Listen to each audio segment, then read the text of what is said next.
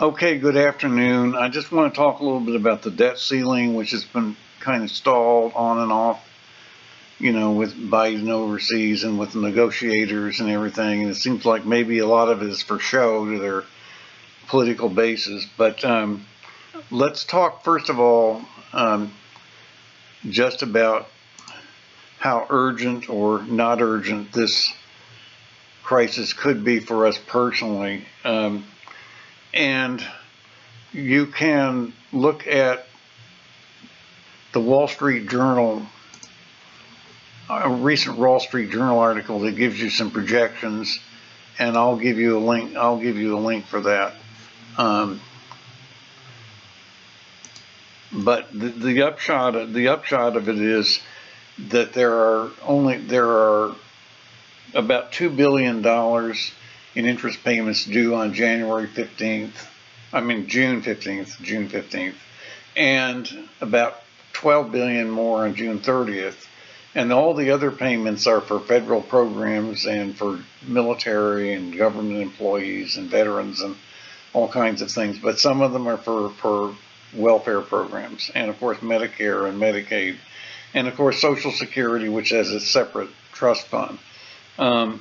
But that would tend to mean that there's very little risk of an actual default, even if there's no agreement, but there would be stiffing of other people to moving around money. And it's also true that in June, the government will owe a little under 500 billion, and will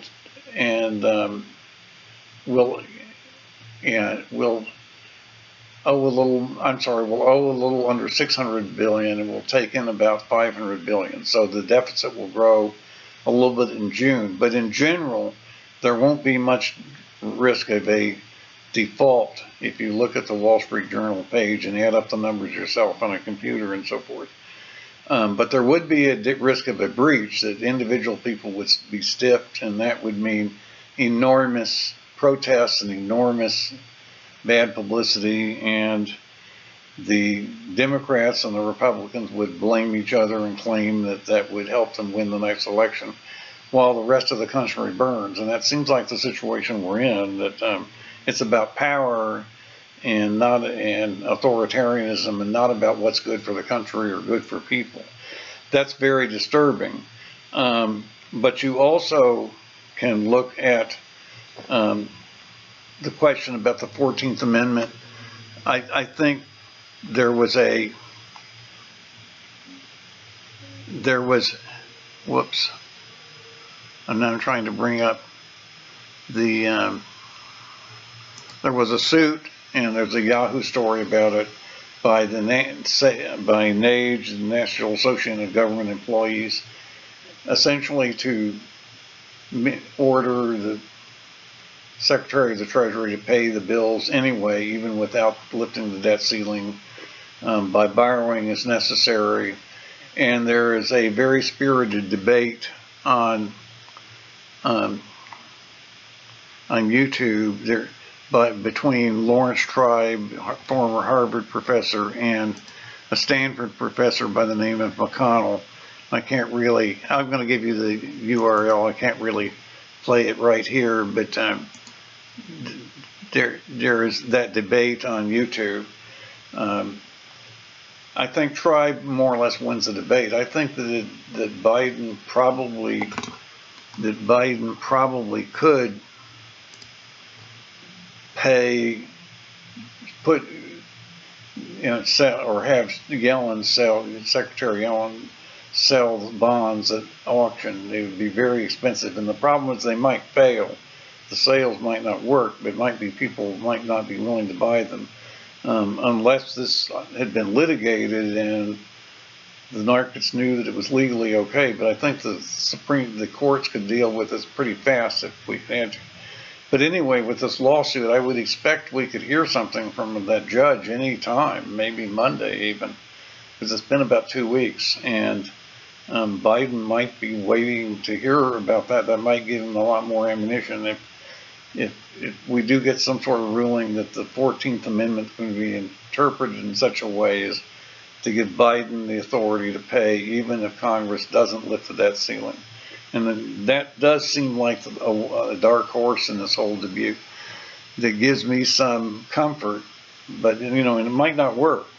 The other thing, I think there are articles, articles aren't saying people should do very much. There's a Huffington Post article on what you should do in interpretation, and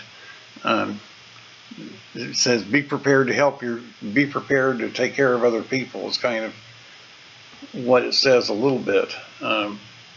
But in this whole situation, the GOP, of course, Kevin McCarthy already put out a plan, already put out a plan with very specific spending reductions. And I think one of the things that's objectionable about it, the plan, is that it targets certain people as more or less as deadbeats.